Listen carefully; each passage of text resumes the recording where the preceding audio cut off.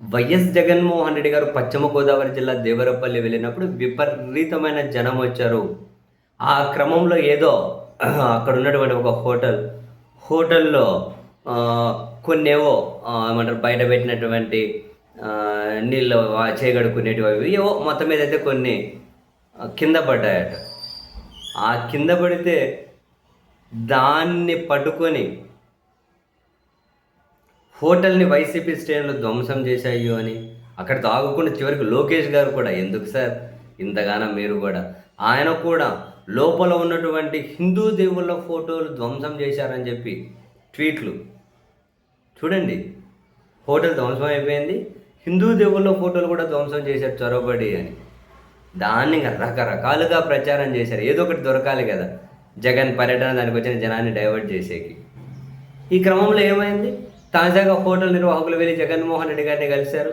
అంతకుముందు వీళ్ళేదో ధ్వంసం చేశారు అది ఇది అని వార్తలు వచ్చినప్పుడు వాళ్ళే మీడియాతో మాట్లాడారు. అయ్యా మాకేం ధ్వంసం చేయలే, మాకేమీ అన్యాయం జరగలే, ఎందుకు అన్ని తప్పుడు ప్రచారాలు చేస్తారు అని చెప్పి వాళ్ళు మీడియాతో చెప్పారు. తాజాగా జగన్మోహన్ రెడ్డి గారిని వచ్చి కలిసి జగన్మోహన్ గారి ప్రభుత్వంలో ఒక బ్రహ్మాండంగా మేలు జరిగింది, ఇప్పుడు మాకేమీ నష్టము జరగలేదు, కానీ కొందరేమో టీడీపీ నేతలు వస్తారు, ఎమ్మెల్యే దగ్గరకు వస్తారు, ఎమ్మెల్యే వస్తారంటారు, ఎంఆర్ఓ ఫోన్ చేస్తాడు, కలెక్టర్ గారికి పోదాం కారు పంపిస్తామంటారు, రకరకాలుగా బెదిరిస్తున్నారు, జగన్ను వైసీపీని తిట్టమంటున్నారు, మేము పని చేయలేము, మా బతికేది మేము బతుకుతున్నాం, మమ్మల్ని బతకనేయండి అని.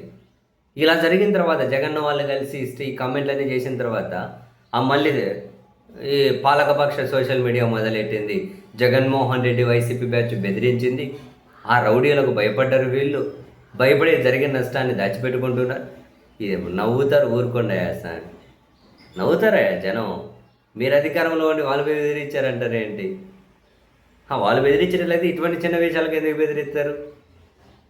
చివరకు వాళ్ళ కంపెనీలోకి మీ వాళ్ళు జ్వరబడితేనే హైకోర్టులో పిటిషన్లు వేసుకుంటూ ఉన్నారు, జ్వరబడ్డ వాళ్ళని ఖాళీ చేయించండి అని.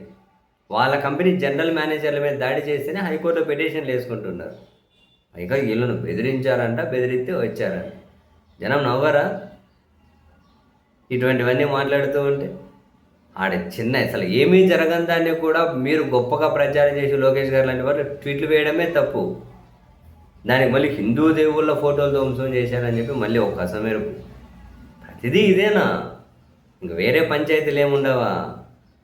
ఇప్పుడు ఎంతసేపునా ఏ చిన్న చిన్న విషయాలు పైగా పెట్టి డైవర్ట్ చేద్దామని, మధ్యలో దేవుళ్ళను మతాలను తీసుకొని వద్దామని విసుగుపట్టట్లేదంటాయా మీకు? ఉత్తర భారతదేశంలో అయిపోయిందా దాని పని? జనాలు తిరగబడుతున్నారు, ఏందిరా నాయన మా జీవితాలు నాశనం అయిపోతుంది, ఎంతసేపు ఈ గోలేంది అని.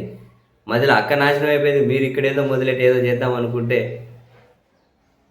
రాజకీయంగా మీకు ఏమంటారు నష్టం తప్ప దీనివల్ల ప్రయోజనం ఏమైనా ఉంటుందా? ఏంటివి ఇవన్నీ?